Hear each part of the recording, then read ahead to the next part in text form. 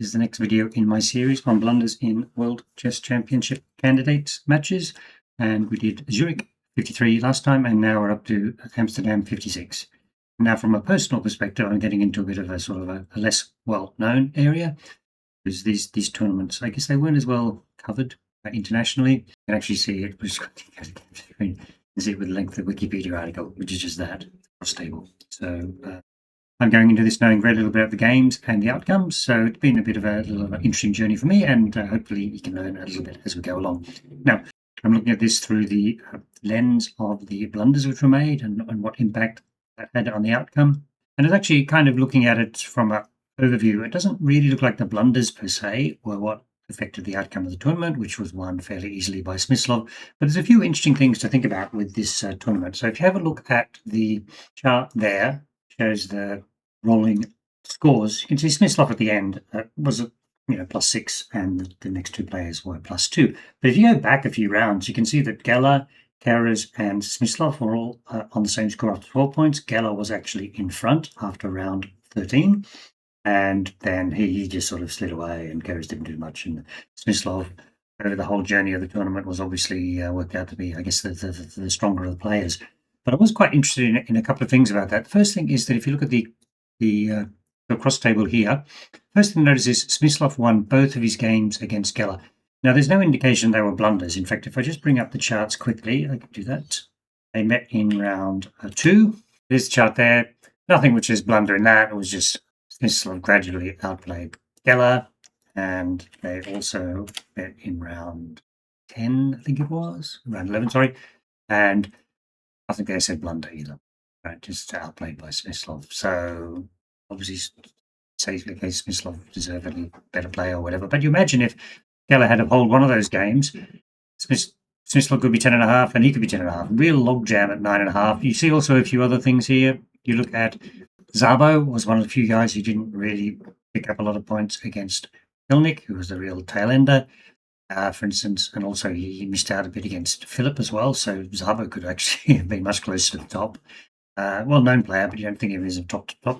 And even Spassky, probably a bit early for him, but you see he performed poorly against Szabo, an extra point or two. So really gets back to the fact that although it looks like Smyslov won fairly easily in the end, a lot of these players are 9.5 and 10.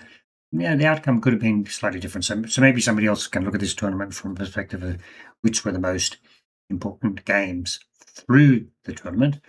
But just it's quite interesting the way the outcome worked like that. It's the tournament itself, and then as we know, Smyslov went on to become world champion by beating Botvinnik, but then lost it straight away in the rematch. And we'll see Smyslov, he keeps on going for quite some time, never gets to challenge for the world championship again.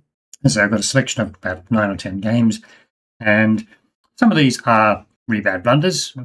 The first one is, and then a lot of them others are just like interesting mistakes, transition to endgame or endgame mistakes, which obviously are pretty difficult to spot. Wouldn't really call them blunders, but I find they're quite instructive in terms of how they could lessons in your own games. So let's move on.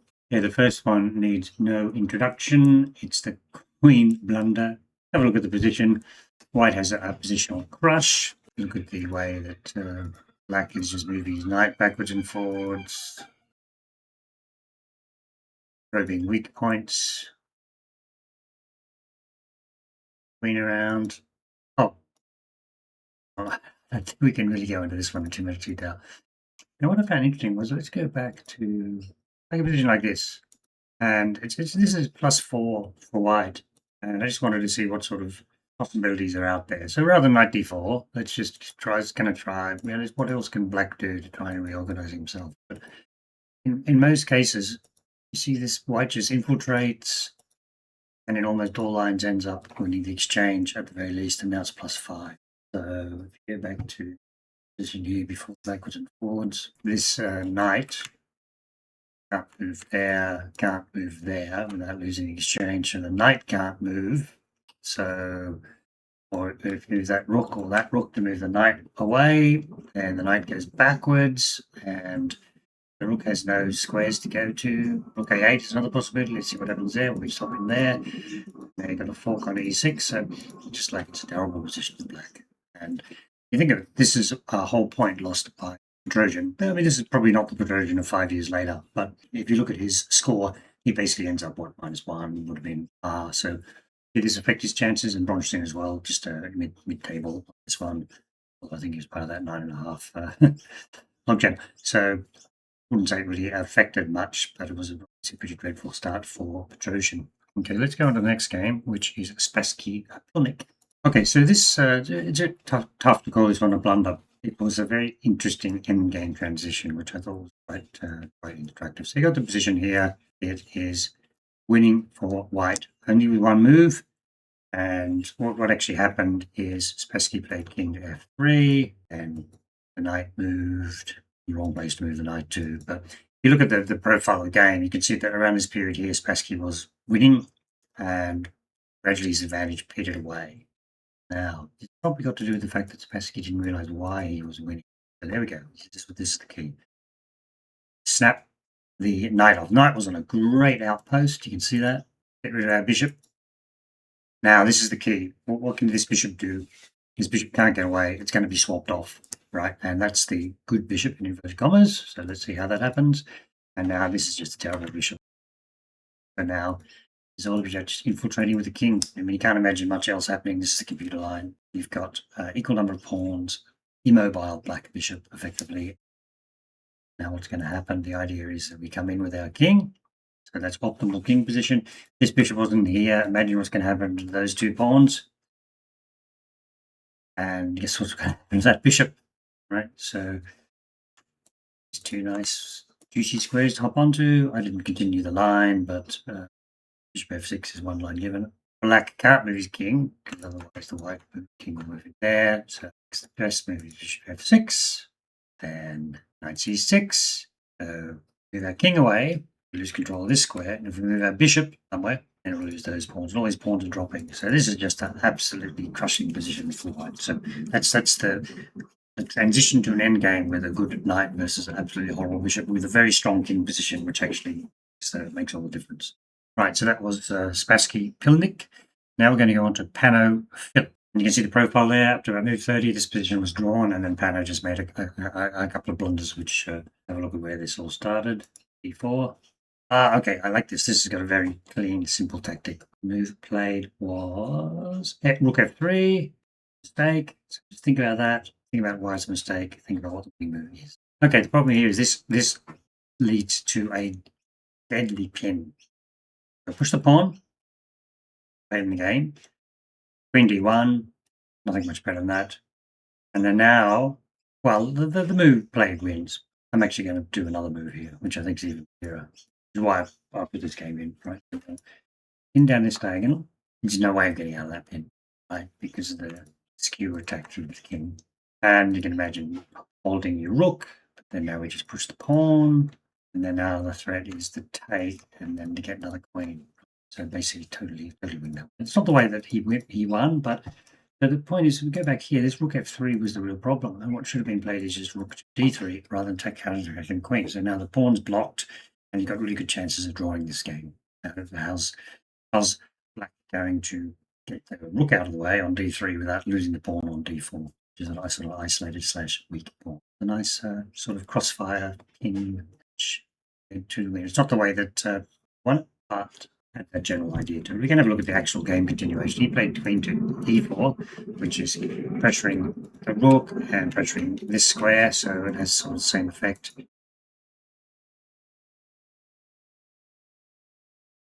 Check. And obviously this is going to be don't put yourself in a deadly king. Skip one, and the next one I'm going to look at is an interesting one with Smyslov. This is Spassky. Now you can see there are blunders all through this game, so I don't want to go into those. I can understand half of them. But what I want to look at is one particular position where earlier on in the game, this position has happened. So basically, you see Spassky's driving away the queen, and queen can go to many places. So this is one of these really early spikes. And then black played knight f3, advantage was over. But let's have a look at what the problem with that is. You see how limited the queen's motion is? And basically, that's a self-queen trap. And continuation, which should have been played, rook f8. So now the queen's got, b7 or c6 to go to. Let's say b7. Queen's totally offside now, and let's have a look at what the idea is. Yeah, you get this. King's already cut off on f file, and now he's going to be killed on the g file. So king h1, so best move given. Check, comes up, back. Get a rook at a square. In the corner again. Knight to h3, threatening many things. Mate there. Also a check there if required, and also a mate there. So how do we deal with all those threats? Utilize check, rook in the way, basically something like that. Basically, right. So by trapping the queen in the corner, he allowed himself to be ripped to shreds along the G and F file because the white king was exposed. But anyway, so Spassky missed that, and then backwards and forwards. That Spassky eventually won this game, so maybe the balance probabilities, this actually hurt Smyslov a bit. That was quite interesting, that outcome. Okay, so let's move on to the next blunder. Okay, there's no way to call this a blunder, but I tell you what, this is an amazing endgame. There's the move which was played with losers, even that's a bit of a stretch, and then the move which could have been played which draws. So you can see in the end that Persian won this game and Geller lost it. Maybe Geller could have held it, got another half point. So let's just go to the game continuation, or have a look at it and think about this end game. So they're the two moves. Knight b6 was played, attacking the a pawn, pushed. Knight blocks corner. Now basically white goes across, uses his king to gather, drives the knight away. I'm not going to go through all these moves, but what's going to happen is that the knight's not going to be hold station and resigned here. Knight's going to get knocked away, and those two pawns, one will pick up each pawn, and one of the pawns cost the knight, and the other pawn will promote. Okay, let's go all the way back. This position right here, and have a look at why knight c5 check in comparison is a draw. Let's have a look at the main lines here. Okay, same. Let's say white does the same thing. Goes for the black pawn. We go for the a pawn. Got to do that, right? Punch one pawn, and once again, okay, there's only one drawing move. Let's have a look at this. So there's a really cute defensive formation which pops up. King takes a7, loses. Then we take the pawn. I'm following computer line here, so now the knight's coming back. But there's no defensive results here, those two pawns. So what's the difference with knight e? Let's just hold the pawn for now. And only one drawing move, and it's knight f2. Let's have a look what happens with knight g5. Let's do this line, push the knight away, and it basically transfers back to all those lines we were before. But knight f2, we're now threatening the g pawn. It's got to advance. Knight h3, threatening the g pawn. If it advances, it gets swapped off. So have to move the king back to f6. And you can see why this is more restrictive. King e6, so the black king covering the a pawn. Check. Check. You get one drawing move here. Believe it. Knight c5. It's all about different minefields, right? We're obviously threatening to check again. Okay, advance our h pawn. That makes sense. King across. King cross. Knight back with check. Got to hold the pawn. One drawing move. I've got the other alternatives in. I haven't. H7. The wind's pretty clear, so we've got to hold. Say we play that move. Knight d7. King's on an unfortunate square. King covers, and now the knight check. One drawing move, knight c6. So we hold here, and because this pawn's on the 6th rank, the knight can hold it. Can't go there because the knight b4 check. I can't go in all the ins and outs of this because I don't understand half of it, but when you look at the engine, there are so many only moves here. The knight is used to set up the white king in unfortunate positions. Of course, draw. So I could spend a lot more time on that endgame, and maybe I will in a later video. Okay, so let's move on to the next game, which is Philip. Okay, so you can see the blunder there, fairly clear blunder. Let's have a look what the position is. Okay, position h4. So you just take the rook off. That's what it's saying. Take wrong with bishop e8. Only one move. It's a fairly clever move. If you can spot it. Okay, knight e4. Threatening check there. There's a few lines to consider, right? So what happens if we just take the rook off now? Okay, check, king. What happens with king f7? Check. There's something in the way. Takes. Check. Check. Oh, there's different checkmates in this. You look at that. This check not only has picked up the rook in a lot of lines, it's forcing the king forwards into a big mating net. So we go back to here. After knight takes f7 check. Knight takes f7 check. Another possibility is king in the corner. Now we just pick up the rook, and you're in all sorts of trouble. Just b7 to block, threatening the rook indirectly. Takes.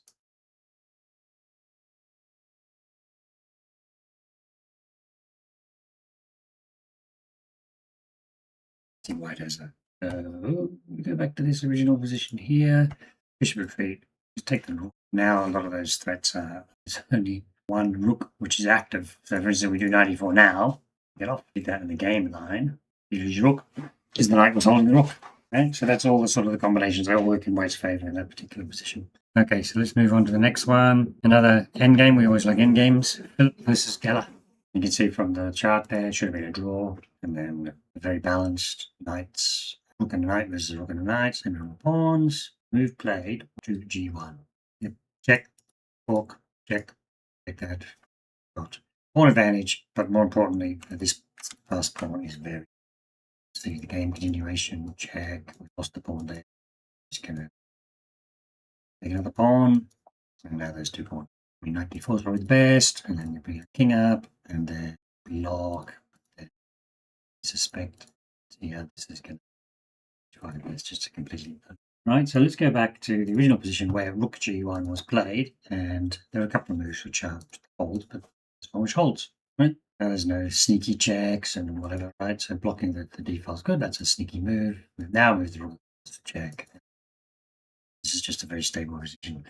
Blocking the rook's access and not allowing that fork on f3. So just a simple oversight by Philip. Anyway, so there's Geller getting a blunder in his advantage. So, you know, it's swings and roundabouts.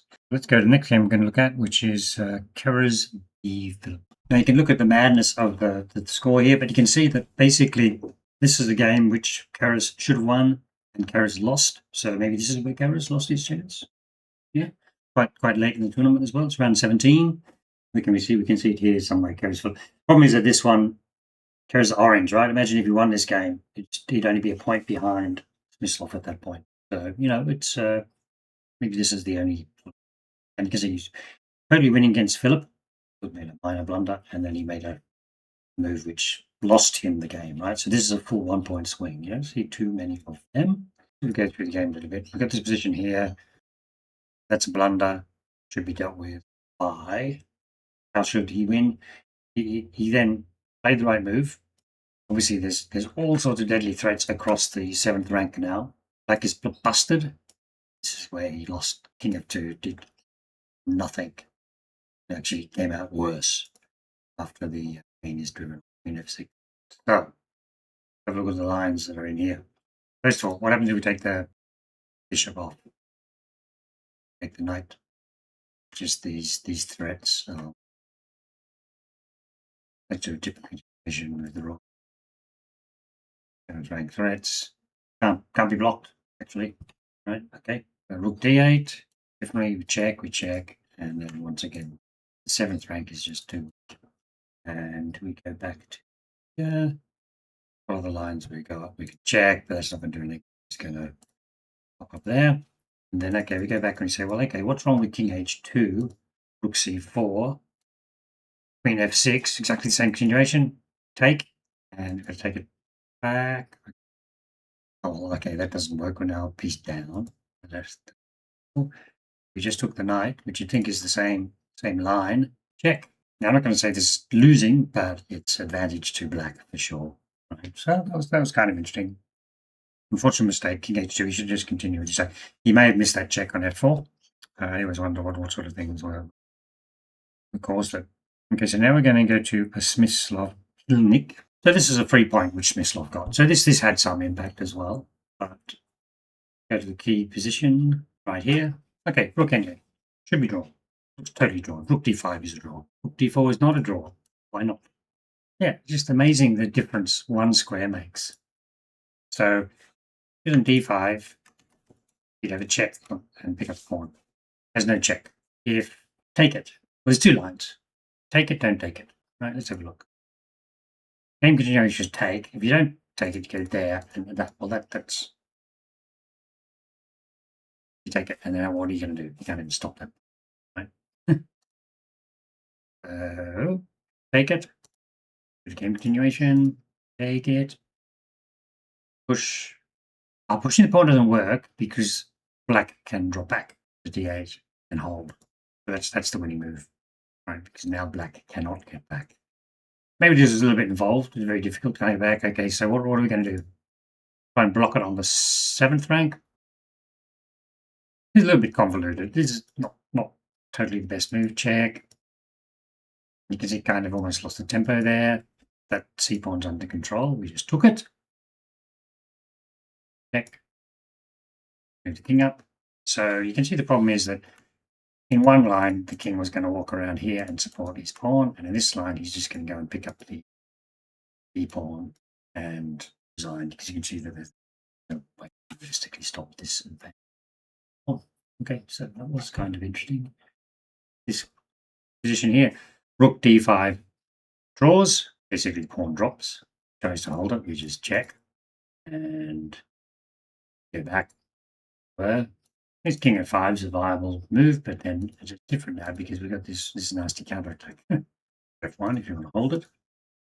Have that 2, for instance, stopping the advance of pawn. So now that pawn's not going anywhere. That pawn's not going anywhere. Try and pick up this pawn, we lose the pawn straight away. So see how that holds. Just I think just I guess it's calculating accurately in a rook end game like this, making sure you're considering all the alternatives. Okay, cool. Anyway, so that was an extra point for Smyslov. Maybe that has some impact on the outcome. Not in the end, right? But if results had gone differently earlier on in the tournament, this blunder sort of helped. Actually, I had one other thing to show. Is this one? It can be bigger. The blunders by players, you can see Philip and Pilnik and actually Bronstein with lots of blunders, and people who got blunders for them. Kara's only got 1 blunder for him, whereas Spassky got 3. Okay, Smyslov got 3. The offsets happened. Yeah, cool. Okay, good. So there we go. That's a sample of games of mistakes in that 1956 candidate tournament for Amsterdam. Hope you enjoyed that, and thank you very much for watching.